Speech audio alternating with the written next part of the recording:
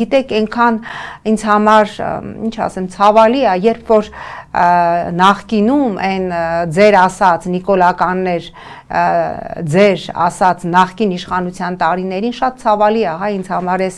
ամենը արձանագրելը, մենք սենց հեգնանքով նստում եւ նայում էինք, թե ինչպես էին տարբեր միջազգային ֆորումներում ադրբեջանցի падգամավորները սարքում ոճիլի հարցը, քննարկվում է կոմպոզիտորների հեղինակային իրավունքի հարցը, տրանսֆորմացնում էին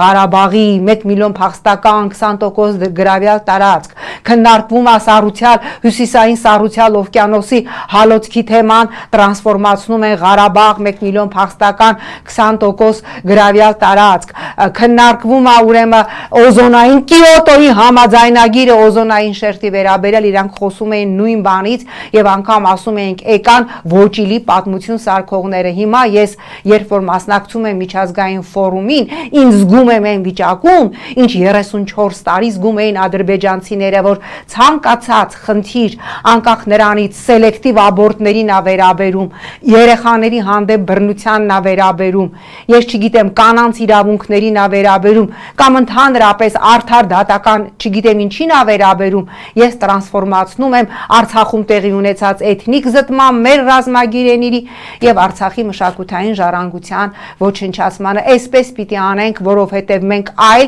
տարբերակ ուղակի չունենք, մոռանալ ռազմագերիներին նշանակում է լինել ամենավերջի անբարոյականը, մոռանալ այն, ինչ կատարվում է հիմա Արցախում այդ մշակութային վանդալիզմը, նշանակում է լինել չհայ,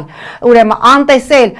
100,000-ից ավելի էթնիկ զտման ենթարկված եւ տեղահանված արցախցիների, նշանակում է լինել պարզապես չհայ։